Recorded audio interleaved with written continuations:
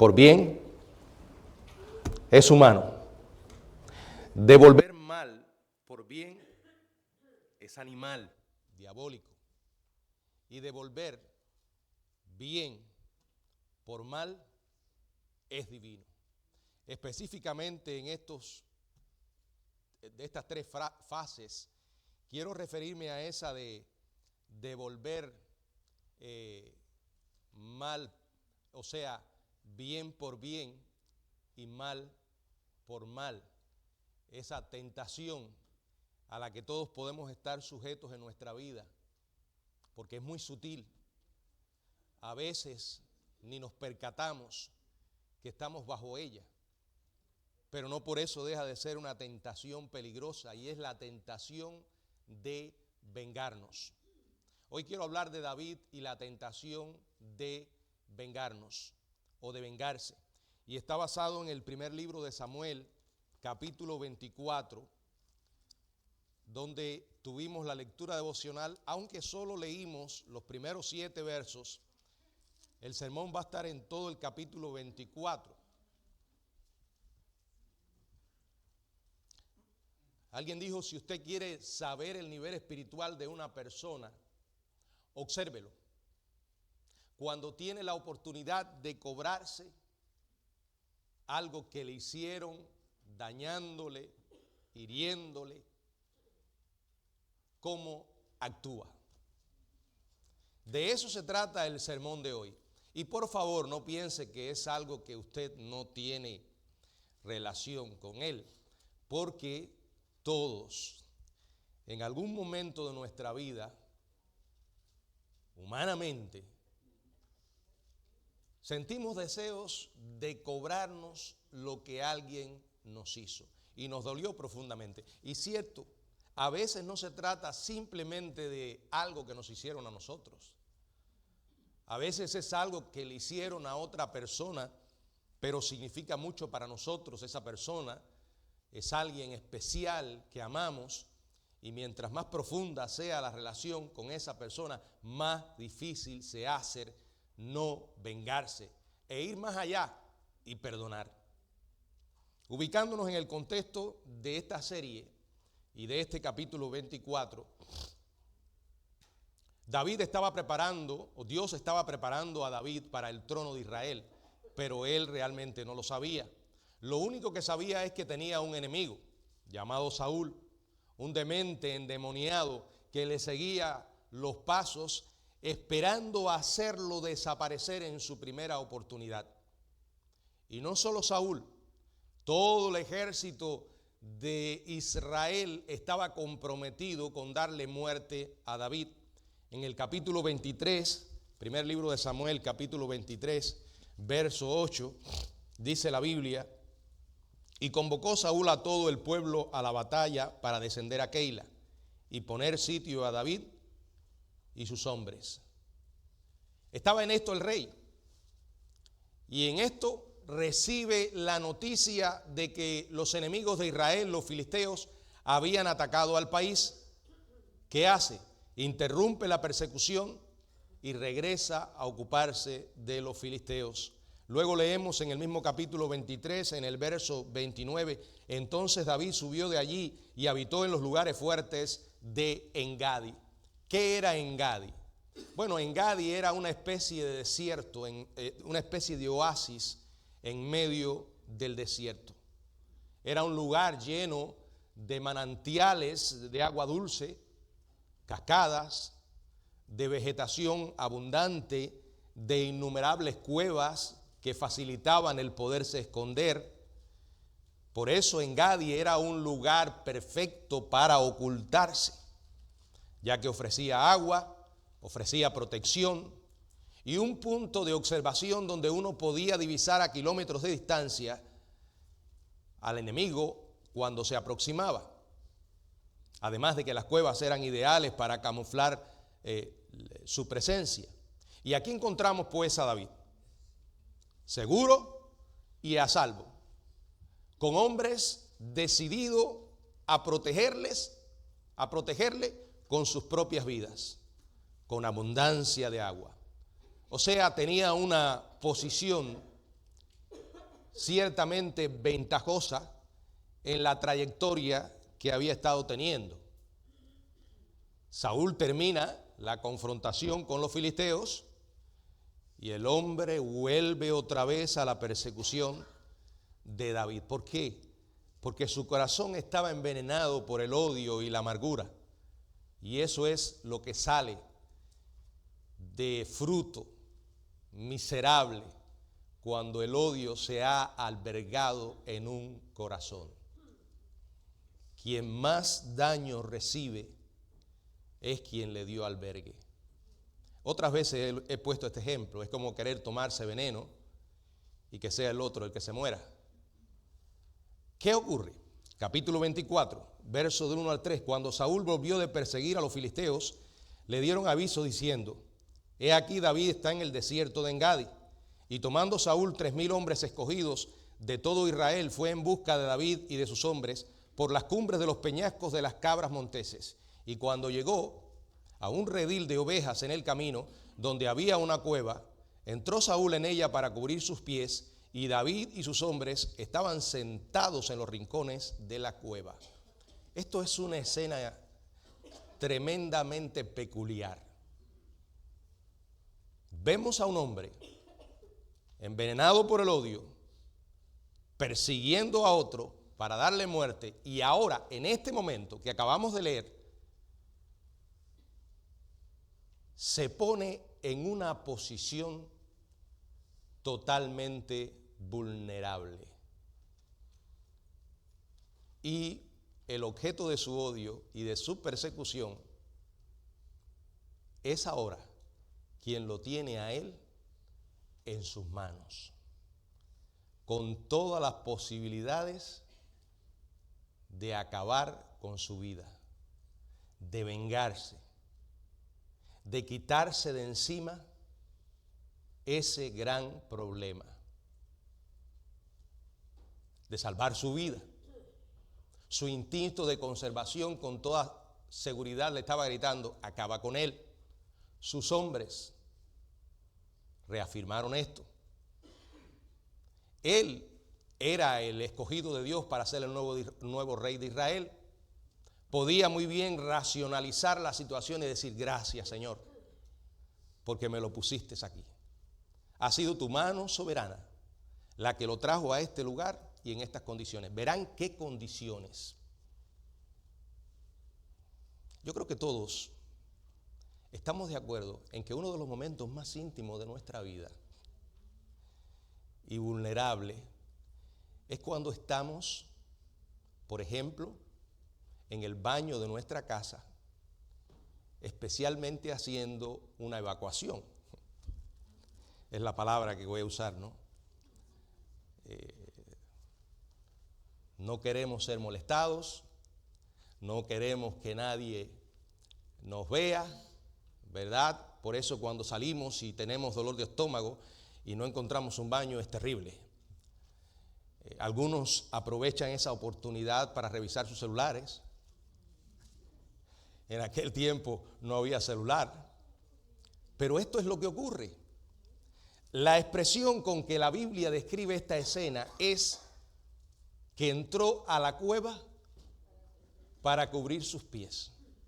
Qué manera tan delicada de referirse a esa experiencia. Quiero que entiendan que esto es un eufemismo que se refiere a una evacuación. No sé, a lo mejor tuvo dolor de estómago. La persona se agachaba con su ropa interior echada a sus pies, por eso dice para cubrir sus pies. Y en medio de su deseo de venganza, Saúl escucha el llamado de la naturaleza, por lo que está de cuclillas en una cueva. Y en esa misma cueva, en ese mismo lugar, providencialmente, está escondido su peor enemigo, el objeto de su odio, el hombre que quería matar. Está él, están sus hombres. Qué momento de tal vulnerabilidad. El hecho de que vean a uno en un momento así ya es bastante embarazoso. Pero estar así, en la presencia de un enemigo, es terrible. Imagínense la escena. Ahora, lo dije hace un momento y vuelvo a repetirlo. Si quieres probar la carnalidad de una persona o su madurez, pregúntale qué haría cuando viera a su enemigo en una situación vulnerable. Ahí está el tipo que te ha hecho la vida, como decimos los cubanos, un yogur. El perro que te ha estado persiguiendo para darte caza. El hombre que te ha hecho daño profundamente a ti y tal vez a las personas que amas. Y ahora la vida ha ido dando vueltas como una gigantesca piedra y cayó del lado en el que tú eres el que tienes el control.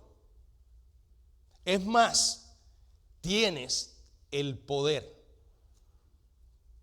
Puedes cobrarte lo que te hicieron. ¿Qué harías? A menos que seas una persona de Dios, dirías que aceptar el golpe es tu oportunidad. Eso fue precisamente lo que dijeron los hombres de David. David, Dios lo entregó en tus manos. Esta es tu oportunidad. Bueno, y pensándolo bien, hay cierta justificación para racionalizar de esa manera. Tiene uno que verdaderamente haber decidido dejar el asunto en las manos de Dios, literalmente, para no seguir este consejo. Yo quiero que usted entienda que no es fácil hacer lo que hizo David, y menos en las circunstancias en que tiene a Saúl. Acuérdense que estos hombres eran guerreros, tipos acostumbrados a pelear. Y aquí está el enemigo en el momento más vulnerable. Y ellos le dicen: es todo tuyo, David, aprovecha la oportunidad, no tienes que hacerlo tú. Déjanos a nosotros, de un solo golpe acabaremos con él. Leamos lo que sucede, verso 4. Entonces los hombres de David le dijeron: he aquí el día en que te dijo Jehová, he aquí que entrego a tu enemigo en tu mano, y harás con él como te pareciere. Y se levantó David y calladamente cortó la orilla del manto de Saúl.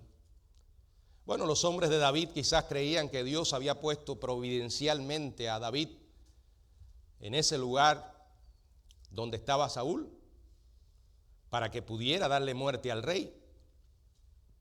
Sin embargo, hay un detalle que no debemos obviar, y es que nada de lo que el Señor había dicho antes indicaba que David fuera él el instrumento para quitar a Saúl, para darle muerte.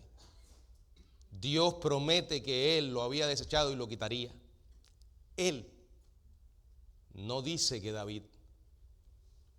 Ahí está Saúl haciendo sus necesidades, mirando hacia afuera de la cueva, y David se coloca detrás de él de una manera muy sigilosa, toma un pedazo del manto sin que se dé cuenta y lo corta.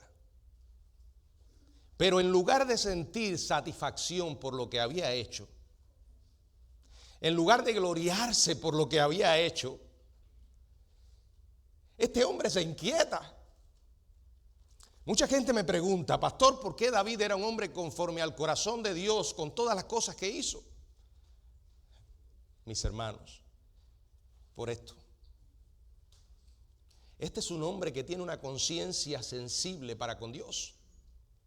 Hubo una etapa de su vida en que estuvo endurecido prácticamente durante un año después de su pecado con Betsabé, hasta que vino Natán y lo confronta.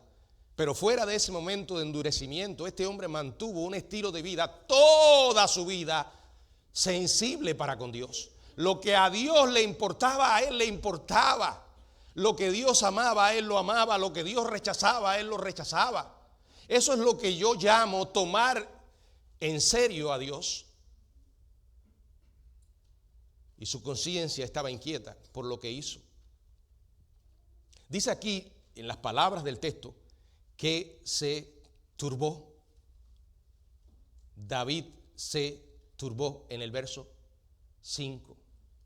¿Saben lo que esto significa? Su conciencia le molestaba. ¿Pero por qué?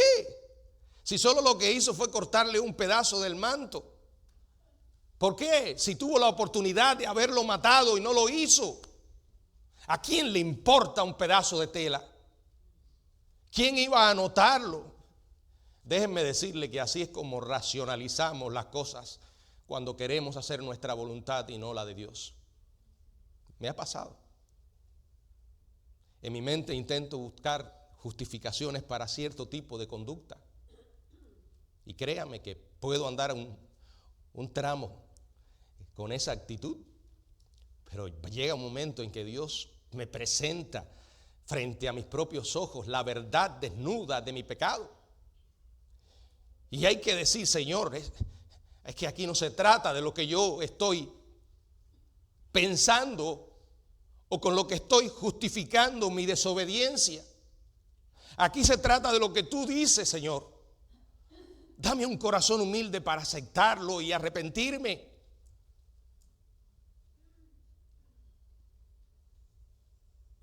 Déjenme decirles que no existe un paso pequeño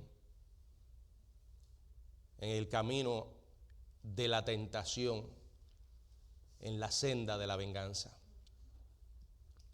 Aún un pequeño paso en esa dirección es un paso equivocado. Si usted me encuentra en la Biblia algún texto que justifique el vengarse en algún momento, guardo silencio, sea Dios veraz y todo hombre mentiroso. La Biblia dice, no os venguéis. No os venguéis. David había cortado parte de la ropa del rey y entonces comienza a sentir un justificado sentimiento de culpa. ¿Saben por qué? Porque cuando queremos estar bien con Dios, nos va a preocupar estar bien con Él en todos los detalles.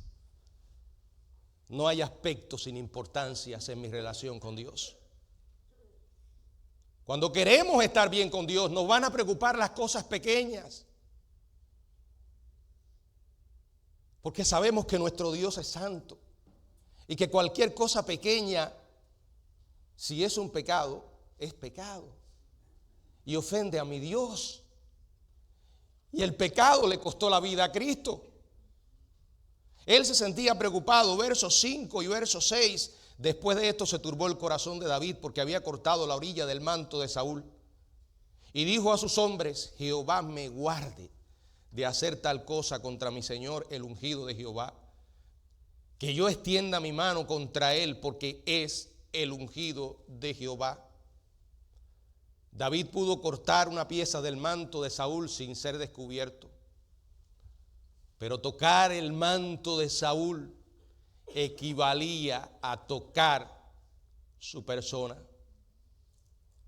Y la conciencia de David comienza a molestarle, le inquieta por eso.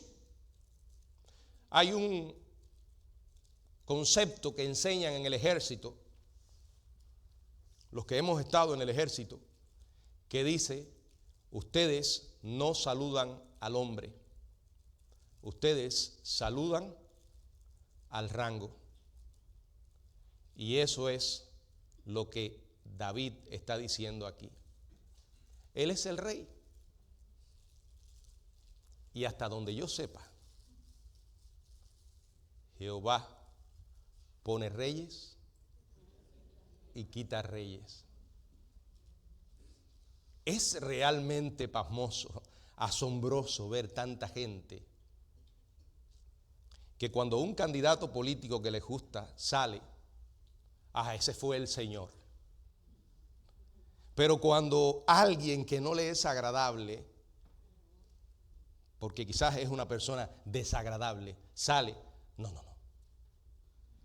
Ese no fue el Señor. Y han ido más lejos.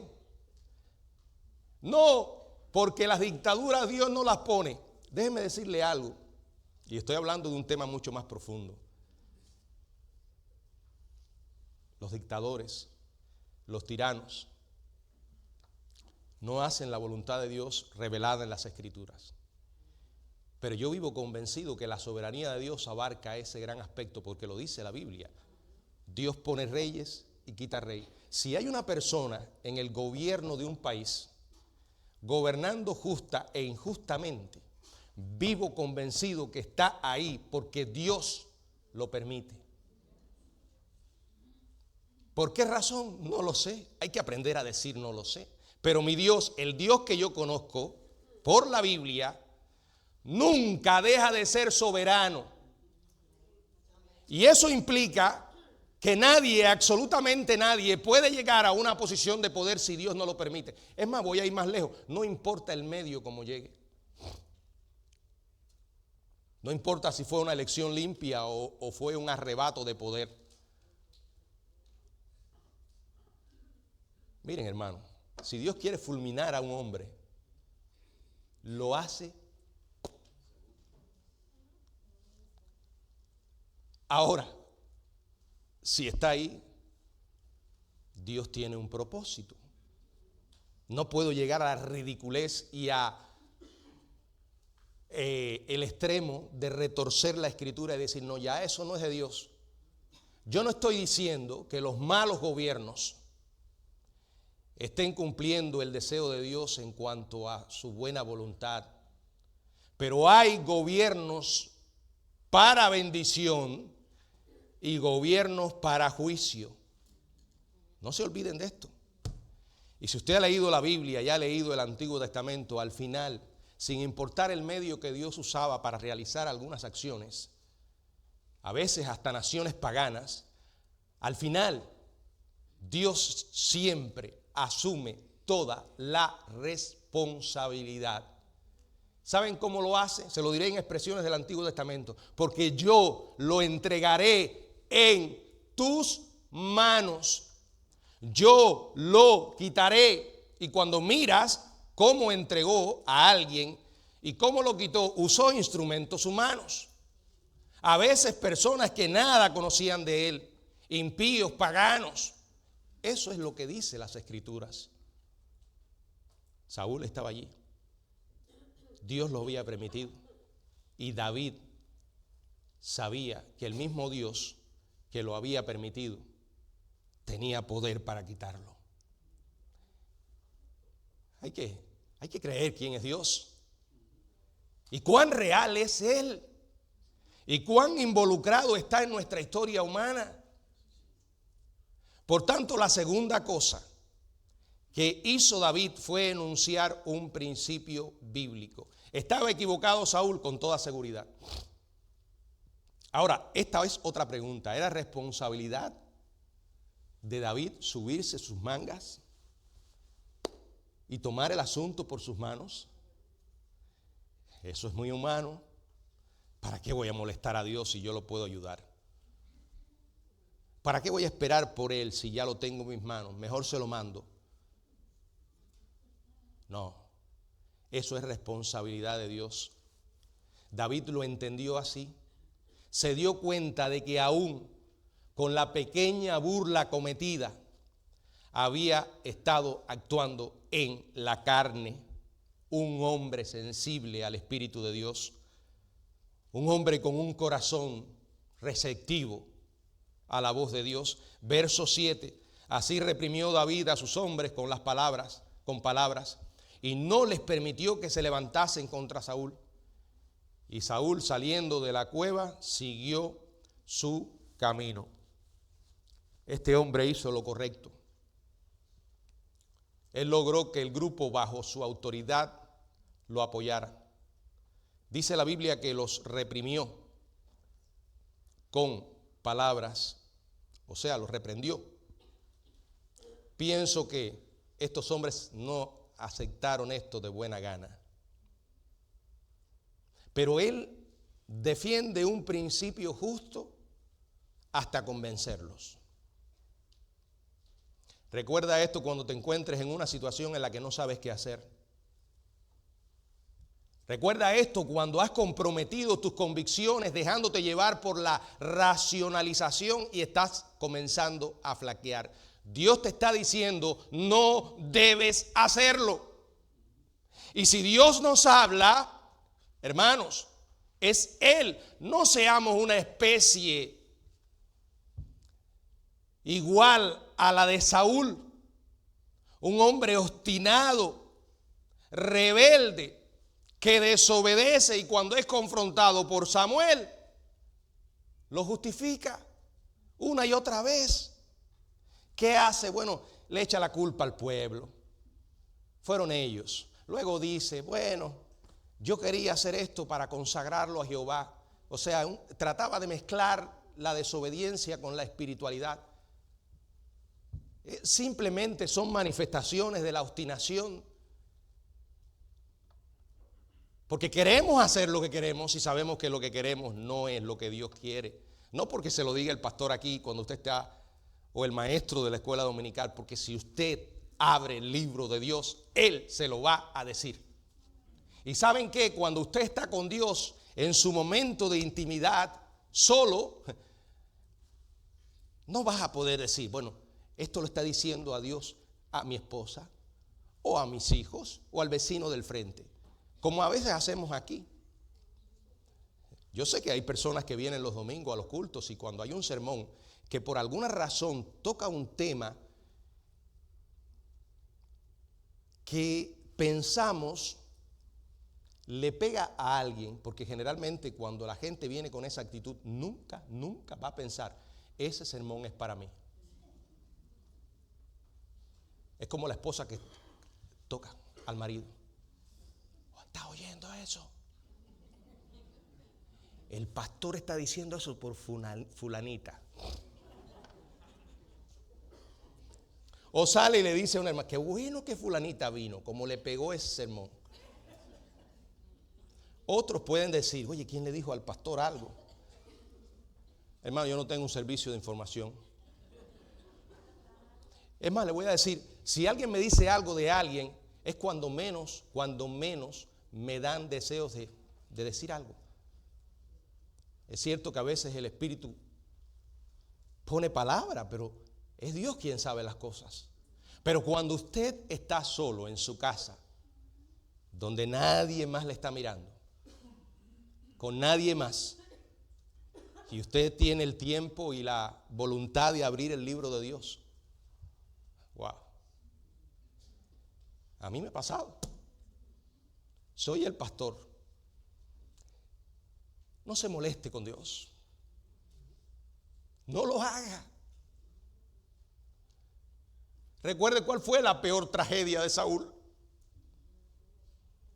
¿Saben cuál fue la peor tragedia de Saúl? Que Dios dejó de hablarle. No puedo concebir eso. Todos los días oro y digo, Señor, no importa cuántas veces tu palabra me confronte.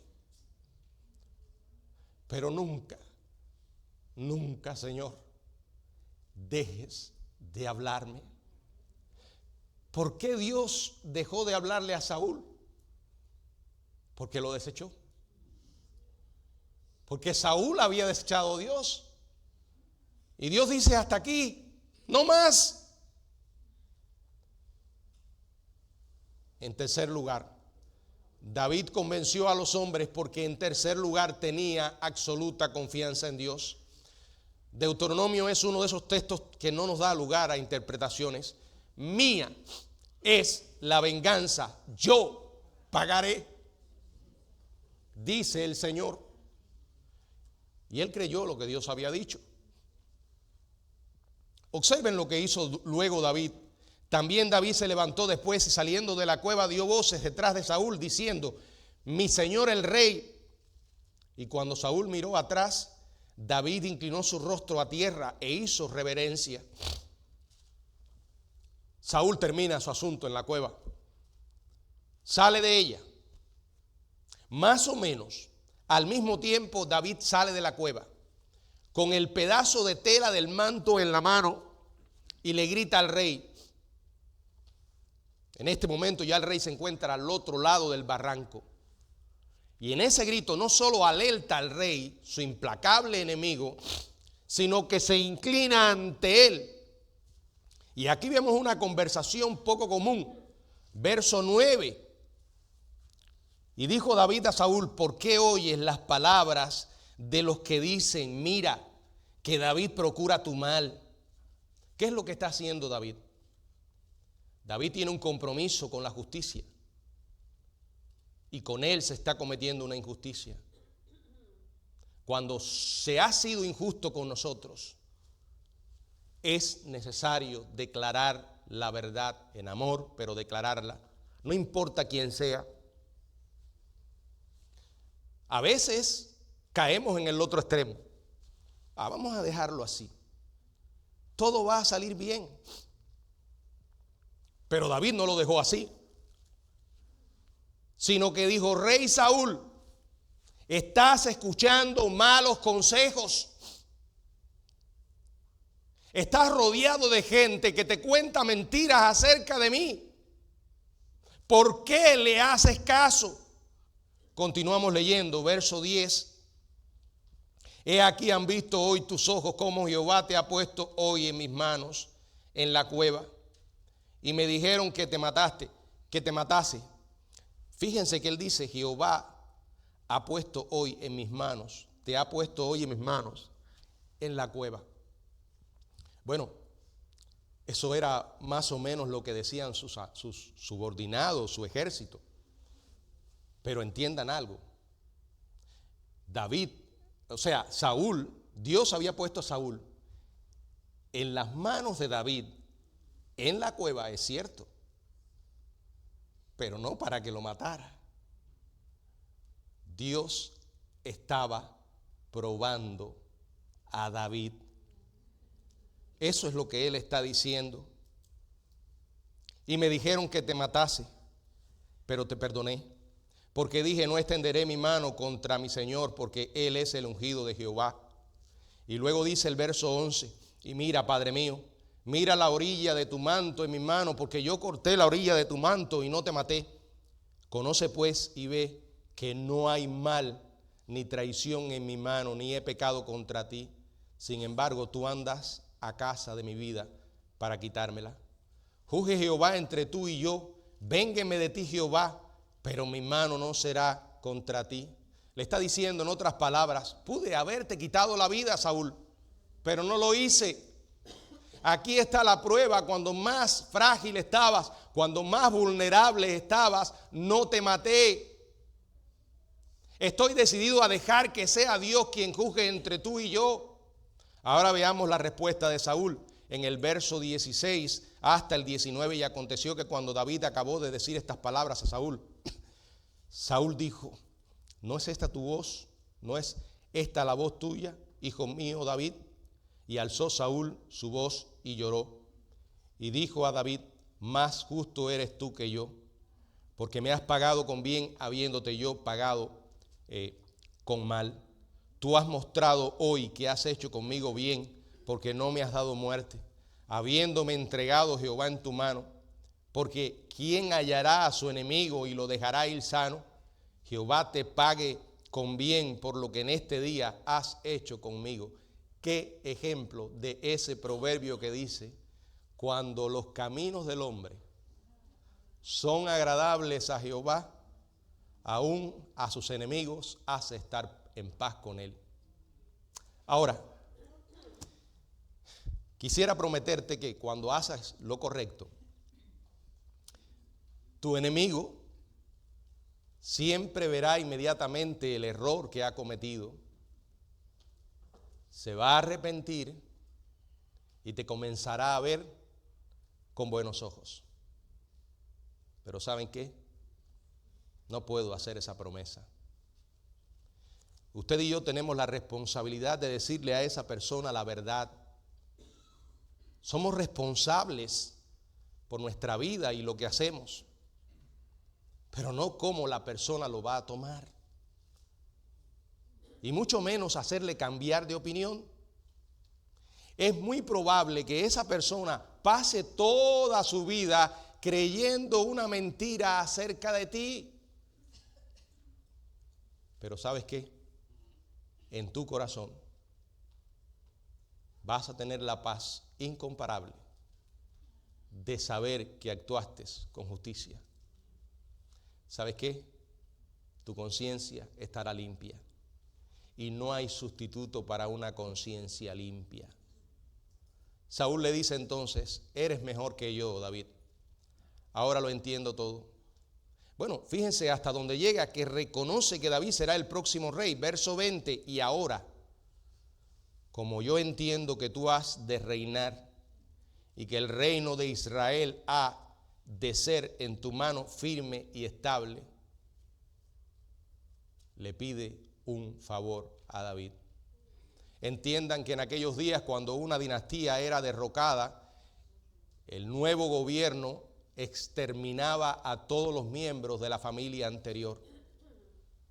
Pero Saúl le ruega por su familia, versos 21 y 22, júrame pues ahora por Jehová que no destruirás mi descendencia después de mí, ni borrarás mi nombre de la casa de mi padre. Entonces David juró a Saúl, y se fue Saúl a su casa. Y David y sus hombres subieron al lugar fuerte. Ahora, ¿cómo se atrevió Saúl a pedirle eso a David? Bueno, porque se dio cuenta en ese momento el calibre de David, que realmente David era un hombre de Dios. Años después, David cumpliría esa promesa. Pero por ahora, él no regresa con Saúl. Él y sus hombres se van a la fortaleza. Él conocía muy bien a Saúl y tenía razón. No transcurriría mucho tiempo antes de que Saúl volviera otra vez a perseguir a David. Todo esto me conduce a 3 principios finales. Es lo maravilloso de la Biblia. No importa lo que usted lea ni dónde lo lea. Toda la Escritura es inspirada por Dios y útil para enseñar. Dios usa su sagrado libro para hablarnos aún en las experiencias más tremendas. Vaya a la Biblia con ese corazón abierto a que Dios le hable y Él lo hará. Primero, puesto que el hombre está corrompido, espera ser maltratado. No vas a escapar. No, este no es un mundo donde puedes decir voy a marchar por él sin heridas. No. Recuerden que es un mundo pecador. Muchas veces vamos a herir a otros, vamos a ser heridos, pero también heriremos a otros. La misma naturaleza que latía en el corazón de Saúl late en nosotros. Ya sea que seas tú una persona maltratada o seas tú la fuente del maltrato, reconócelo, llámalo pecado. No puedes decir que has nacido de nuevo y decirte a ti mismo y a veces llegar a decírselo a otro, no te perdono. No, jamás. Entonces estás diciendo, en el cielo no te voy a poder tolerar. Estás proclamando que tú mereces otro lugar.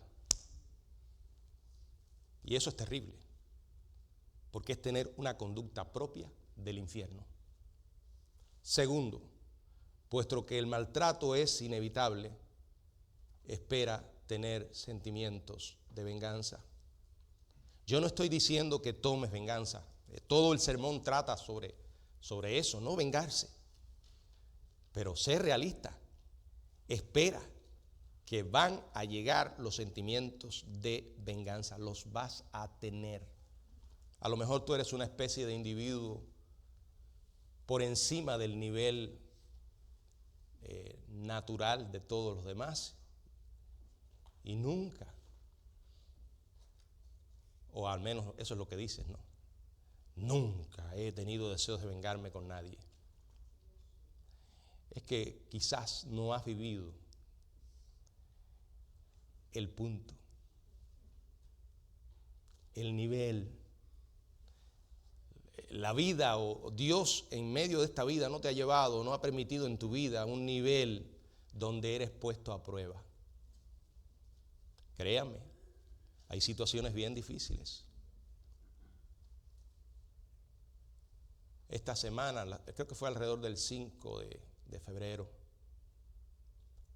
Perdonen si cuento algo diferente, no pude leer bien, pero me lo contó una hermana y luego vi la noticia. Un individuo llegó a la casa aquí en Orlando, de la esposa de un pastor de la primera iglesia bautista, haciéndose creo que pasar por policía o no sé qué. Y lo que le enseñó fue su licencia. La señora tenía 80 y pico de años. Cuando ella fue a tratar de cerrar la puerta, que ya la había abierto,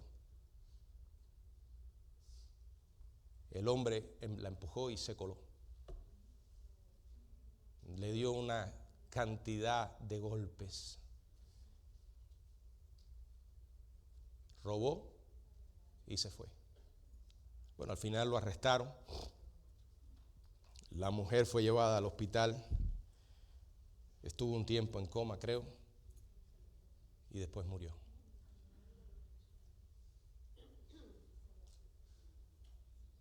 Y ahí la pregunta a veces, ¿qué manera de morir, verdad? Para una esposa de un pastor, una mujer que se entregó al servicio. Pero ¿saben qué? Tendríamos que hacer la misma pregunta con Esteban. ¿Qué manera de morir para un testigo de Jesucristo?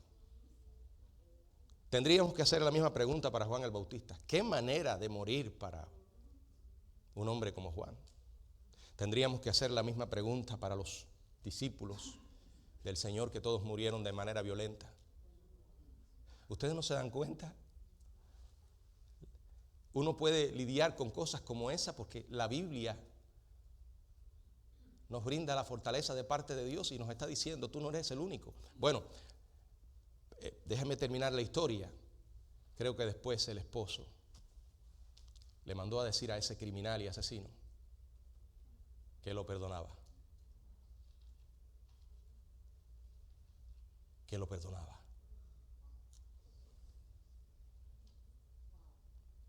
Eso es divino. Porque fue exactamente lo que hizo Cristo por nosotros.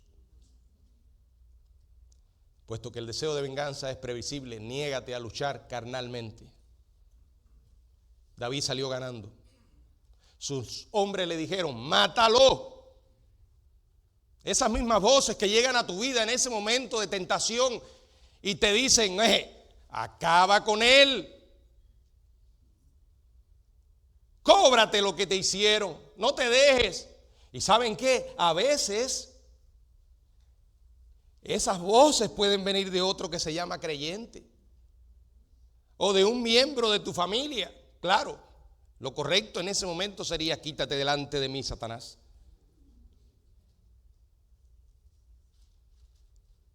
Dios te está hablando, pero el diablo les habla también a ellos para incitarte al mal. David hizo lo correcto. Mi hermano, si tienes rencor en tu corazón por la forma como has sido tratado por alguien, te vas a encontrar esperando el momento para cobrártela. Es una esclavitud. Es una manera miserable de vivir. Reclama el poder de Jesucristo en tu propia vida. Este deseo de venganza puede ser muy sutil. Miren, puede ser contra tu jefe en el lugar donde trabajas porque hizo algo o prometió algo y no lo cumplió. Puede ser contra tu cónyuge, tu esposo o tu esposa, que se marchó y te dejó cuando más lo necesitaba. Puede ser contra tu padre o tu madre que te fallaron. Puede ser contra un amigo a quien le diste esa información muy íntima, se volvió en tu contra, lo divulgó y ahora está diciendo mentiras de ti. Puede ser contra un maestro o profesor que se negó a escucharte y rebajó tu puntuación. Has sido maltratado. Espera el deseo de vengarte. Déjenme decirle, mis hermanos, que esto que he puesto de ejemplo, así hay muchas personas arrastrándose por la vida. Están viviendo miserablemente. Yo entiendo estas cosas si esas personas no conocen a Dios. Pero si conocemos al Señor, si realmente lo conocemos, dejemos este juego. No importa, yo sé que llamamos a estas cosas, son mis derechos. Hoy en día, cuando esta palabra se cacarea tanto, ¿verdad? Es increíble cómo la gente habla de derechos. Derechos para unos y para otros no. Hoy en día la gente se preocupa por derechos de criminales mientras se olvidan, mientras esos criminales no tuvieron ninguna consideración con los derechos de sus víctimas. Yo tengo mis derechos. No voy a permitir que me traten así. Y a veces llegamos a llamar esto el desquite justificado. Fulano me hizo daño y me la voy a cobrar. ¿Cómo llama eso Dios? Venganza. Yo quiero que me sigan leyendo algunos textos y tome en consideración quién es el que está hablando. Pablo, inspirado por el Espíritu Santo. Romanos 12, 18 dice de esta manera: si es posible, en cuanto dependa de vosotros. Habrá momentos en que no va a ser posible. Habrá momentos en que no va a depender de ti y de mí. Depende de cómo la persona lo trata, lo va a tomar, pero no importa. Estad en paz con todos los hombres. Verso 19, no os venguéis vosotros mismos, amados, sino dejad lugar a la ira de Dios, porque escrito está: mía es la venganza, yo pagaré, dice el Señor. Verso 21, no seas vencido de lo malo, sino vence con el bien el mal. Miren, hermanos, a veces el problema que intensifica el deseo de vengarse es pensar el daño que alguien nos hizo y nadie lo sabe. Humanamente, ¿verdad? Esto no lo sabe nadie. Esa persona aparenta una cosa y es otra. Esa persona ante los ojos de los demás es, no sé, alguien agradable, incapaz de matar una mosca, y me hace la vida miserable. Tengo que cobrármela porque esto no es justo. ¿Saben lo que se puede constituir en la válvula de escape? Aplica los frenos y piensa. Si hay alguien que lo sabe. Jesús lo dijo: mi Padre que ve en lo secreto. Dios ve todo lo que hacemos. ¿Y dónde lo hacemos? Y voy a ir más lejos. ¿Y por qué lo hacemos? Él es el testigo silencioso desde nuestro enfoque y desde nuestra perspectiva. Dios sabe todas las cosas. Y saber eso es esa válvula de escape que nos ayuda a no vengarnos. Todos estos textos responden a la pregunta: ¿con cuánta frecuencia debo vengarme? Nunca. Dice Dios, no generalmente, no a veces, no ocasionalmente, ni siquiera una sola vez. Yo nunca voy a olvidar cuando James Dobson en una ocasión entró a un establecimiento donde vendían flores. Siempre recuerdo esa historia que él contaba, que cuenta en uno de sus libros. Quería comprar flores para su esposa y regalársela porque era su aniversario. Y dice que en ese momento le atendió una persona que le trató de la manera más grosera que él podía imaginar. Y cuando él insiste en hacerle una pregunta a la persona, aumentaron los improperios y las ofensas. Dice, en ese momento yo sentí que toda la sangre de mi cuerpo se subía para la cabeza. Sentía una rabia y un profundo deseo de contestarle a ese individuo.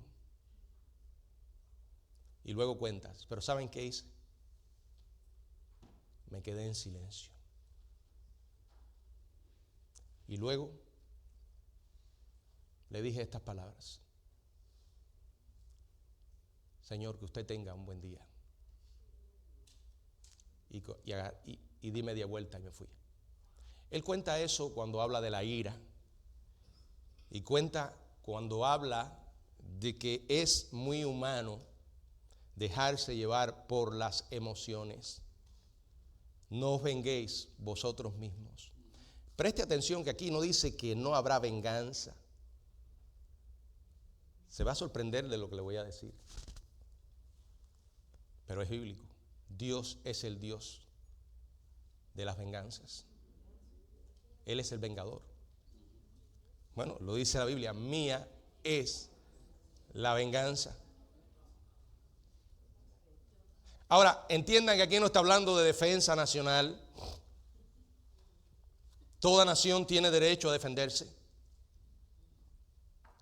Aquí no está hablando de defender lo justo en la arena pública. Aquí no está hablando de defender a otra persona. Si usted tiene la oportunidad para hacerlo y la vida de esa persona está amenazada. Estamos hablando de ofensas personales que nos causan daño.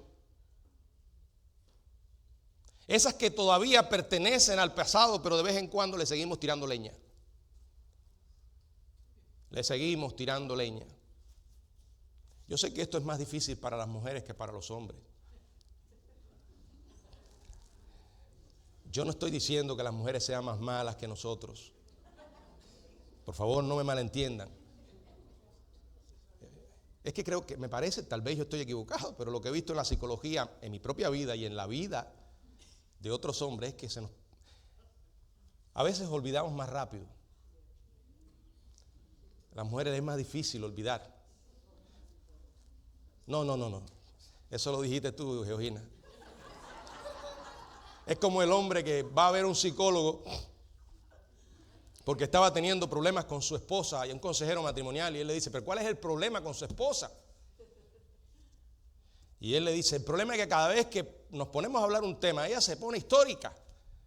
Y el hombre le dice, histórica no, usted querrá decir histérica. Dice, no, histórica, porque en ese momento me saca todas las cosas que he hecho todo el tiempo que llevo de matrimonio. Esto es para todos, hombres y mujeres. Dejemos de culpar a otros. Si hay alguien a quien culpar, es a nosotros mismos. Porque no somos responsables por lo que otros puedan hacer, pero sí por lo que hacemos.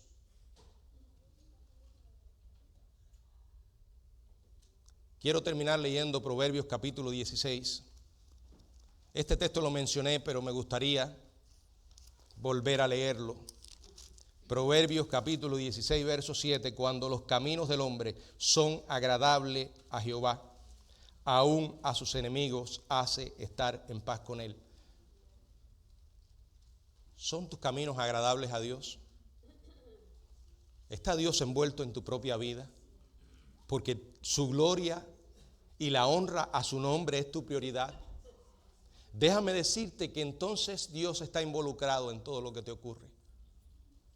Y Él se encarga. Se encarga, mis hermanos. Cuando usted vive en integridad delante de Dios, Él va a defender su integridad. Lo he visto muchísimas veces. Él sabe cómo hacerlo. Este mensaje trata de actuar como Cristo. El Dios que tenía todo el derecho de condenarnos, de juzgarnos y mandarnos al infierno, no lo hizo. Mandó a su Hijo para darnos una oportunidad. Porque Dios es el Dios de las oportunidades. Y para eso vino Jesús, para morir en la cruz por nuestros pecados. Siendo sus enemigos, hizo posible el perdón de Dios. Tu perdón. Ahora, si Él lo hizo y nosotros le conocemos, estamos llamados a hacer lo mismo.